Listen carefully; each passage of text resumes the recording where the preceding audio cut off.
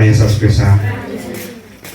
Nadhani tayari tumekwisha kumwambia Bwana aweze kutuwezesha katika neno la mchana huu, akatupe upeo wa kimbingu wa kuweza kuelewa sawasawa na mapenzi yake. Amina. Basi leo tutajifunza ujumbe unaosema kwamba msalaba wa Yesu umetuweka huru. Msalaba wa Yesu umetuweka huru.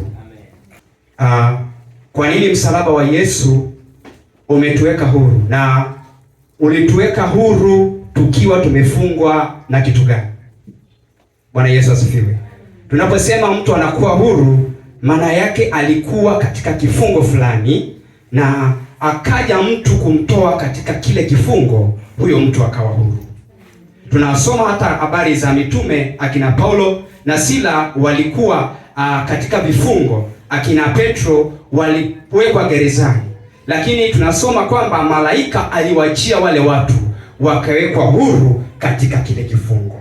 Kuna mambo mbalimbali ambayo yamekuwa yakitufunga katika maisha yetu, lakini suluhisho la mambo hayo kuondoka katika maisha yetu ni msalaba wa Yesu. Hebu tukasome kitabu cha Isaya ile sura ya 53. Isaya sura ya 53 ule mstari, nitaanza na mstari wa 4 na nitasoma hadi mstari ule wa 6. Biblia inasema kwamba hakika ameyachukua masikitiko yetu, amejitwika huzuni zetu, lakini tulimdhania ya kuwa amepigwa na Mungu na kuteswa. Bali alijeruhiwa kwa makosa yetu, alichubuliwa kwa maovu yetu. Adhabu ya amani yetu ilikuwa juu yake, na kwa kupigwa kwake sisi tumepona. Sisi sote kama kondoo tumepotea, kila mmoja wetu amegeukia njia yake mwenyewe, na Bwana ameweka juu yake maovu yetu sisi sote. Bwana Yesu asifiwe sana. Ni kitabu ambacho kilikuwa kinaeleza habari ya mambo yatakayokuwa. Ni Isaya anafunuliwa na Mungu ya kwamba kuna jambo litafanyika wakati wa mbele, na hilo jambo litafanyika ili kuwaweka watu huru, kwa sababu ile sauti ya shetani walioipokea katika tusaidie sana. Kwa hapa tunaona Isaya anazungumza kwa habari ya ujio wa Yesu, na anazungumza kwa habari ya mateso ya Yesu, na pia anazungumza sababu ya mateso na mahangaiko ya Yesu. Kwa nini aliteswa? Kwa nini alihangaika? Ni kwa sababu alikuwa anamhangaikia mwanadamu aliyekuwa amegeukia njia yake baada ya kuipokea sauti ya adui katika bustani ya Edeni. Ndipo sauti ya shetani ilipoanza kuzungumza ndani ya moyo wa mwanadamu, na ikaendelea kuzungumza. Katika kuzungumza, Mungu hakufurahishwa na sauti ya adui kuzungumza ndani ya moyo wa mwanadamu.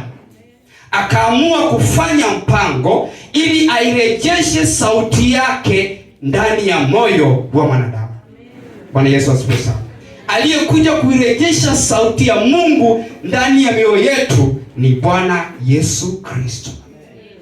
Tukisoma kwenye vitabu ambavyo Mungu alikuwa anatembea na Israeli, aliwapa sheria ya kwamba mtu atakapofanya dhambi, basi atapeleka mnyama kwenye madhabahu. Yule mnyama atachinjwa, atateketezwa. Baada ya kuteketezwa, ile dhambi ya yule mtu itafunikwa isionekane mbele ya macho ya Mungu.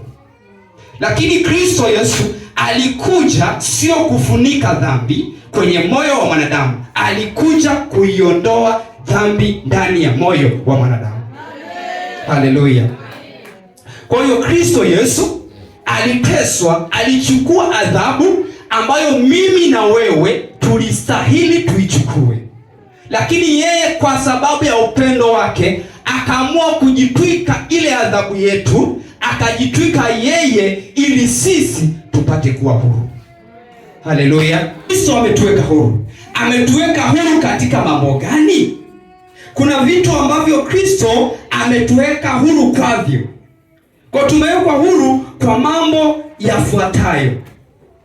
Kwamba tulikuwa tumefungwa kwenye mambo yafuatayo. Kristo alipokuja akatutoa katika hayo mambo, akatuweka huru mbali na hayo mambo. Haleluya. Jambo la kwanza ambalo Kristo alikuja kututoa au alikuja kutuweka huru kwacho ni dhambi. Kama nilivyokwisha kusema kwamba tangu mwanzo shetani alipomdanganya mwanadamu alipoipokea sauti ya shetani ndani yake, ile sauti iliendelea kuzungumza na mwanadamu, na hakuwepo wa kuitoa sauti hiyo. Wale wanyama hawakufanikiwa kuitoa sauti ya shetani ndani ya moyo wa mwanadamu. Kwa hiyo Mungu akaamua kumtuma Kristo Yesu ili aje atoe ile sauti ya dhambi ndani ya moyo wa mwanadamu. Haleluya. Unajua dhambi ni sauti. Ni kwamba kwa nini ni sauti na dhambi ni shetani? Kwa sababu gani? Kwa sababu dhambi huwa inaanzia katika wazo, na hilo wazo analolileta sio Mungu, ni shetani. Anapita katika mawazo ili aweze kukutoa katika